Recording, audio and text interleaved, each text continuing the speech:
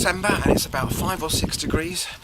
I've got about 3 or 4 layers on. It's a bit chilly, but we've got our palm trees, hardy palm there, and some less hardy palms there. I want to show you a book from a guy who inspired me.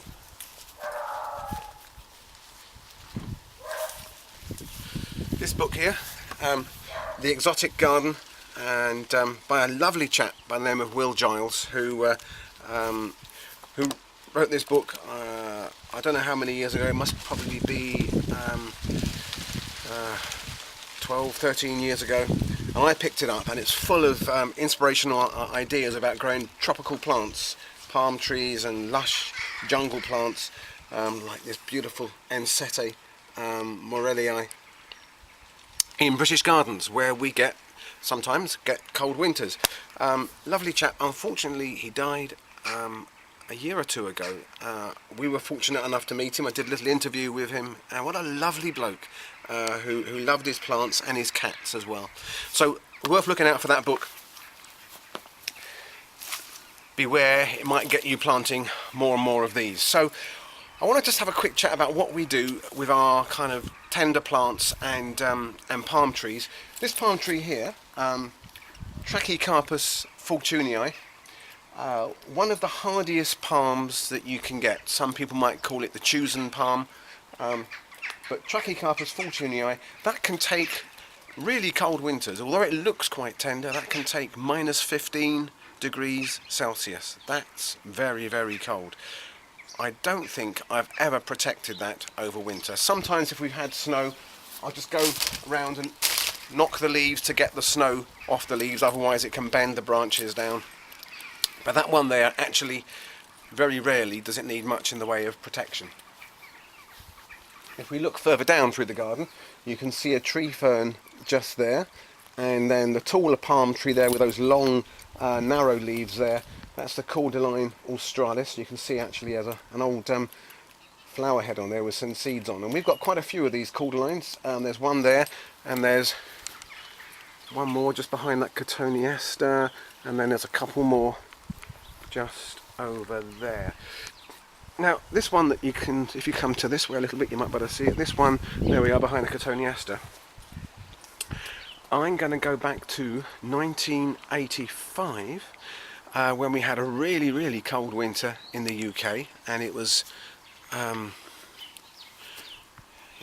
with the wind chill factor, I think it's like minus 16 or something wind chill factor, and it went on for about a month, and it was freezing during the day and overnight. So a couple of frosts overnight, actually, as long as they're not too hard, is not too much of a problem. It's when you get freezing temperatures during the day and during the night, so the plant can't live really. It can't suck up water, it can't transpire, the plant shuts down. That's the danger. And that cordyline looked okay, but then when the cold spell passed and we got into spring and it tried to grow, the roots had been killed off, the stem had died, the whole thing collapsed down to the ground, and it was just this mushy pulp, and I thought, that's it, we've lost it. I was busy working in the garden centre in the spring, and I went out to dig it out probably in June and to put a new one in, and I saw 2 or 3 little shoots coming from the roots, and now 30 years later or whatever it is, it's still growing well, still flowers, and it's got lots and lots of side shoots. So the thing with cordylines, those long-leaved palm trees, is that they can regenerate. In Australia, I remember going to Australia years ago, and I was talking to a guy out there, and he was looking at his cordyline that had grown about 20 foot up, and he said, yeah, well mate, all we do when they get too big is get our chainsaw out, and we take the chainsaw through the trunk, and it starts again, mate. So cordylines will regenerate. The one I want to focus on today is this tree fern down here. I'm going to grab some straw on the way. So this is another Australian and New Zealand plant. Doesn't like hard frosts. The last few winters that we've had in the UK, it's only gone down to -1, -2 on the occasional night. That's not a problem for these. But we've already had some decent frost. We're in through November this year. I think we're in for a colder winter. So come and have a closer look here.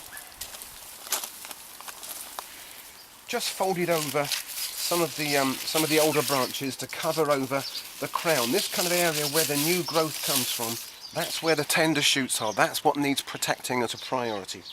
So there's a few old leaves here from the trees when they fell. I folded over some of those old branches. I'm going to pack some straw in there now.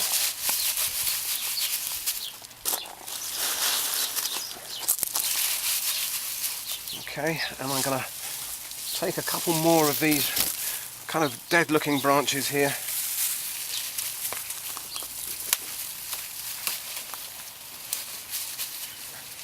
And pack those in. There's another one there. So we're getting some nice layers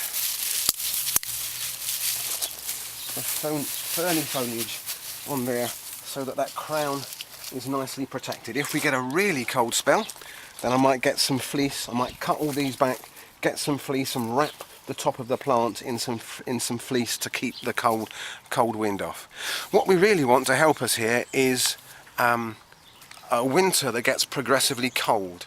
What we don't want, which is what happened in 1985, is we had a really mild winter where it was kind of 7, 8, 9, 10 degrees above freezing all the way through November, December and January, so everything was still really soft and trying to grow in the winter, and then wallop, we had this really cold spell, and that was the end of a lot of tropical plants. So you need to learn to watch the weather each year, and because we've had a nice autumn this year with some nice chilly nights, a lot of this growth has started to toughen up already.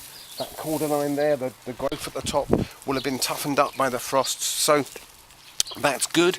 I think I'd be more concerned if we'd had a very mild winter and then it suddenly went very cold. Then I'd be going out with that fleece and wrapping a lot of the tops of these plants. So watch the weather, be aware that some plants like these need more protection, and it's that top, the new growth, the softer areas where they'll need a bit more protection. I tend to avoid bubble wrap or plastic. Some people like to wrap their tender plants in that. The problem is then that the plant starts to go soft inside, it can start to sweat, and then you have to wait until next spring before you can unwrap it because it's gone too soft. So exposure to fairly cold temperature helps toughen up the plant, then just protect the crown with some fleece or some straw like that. Hope that makes sense. Good luck.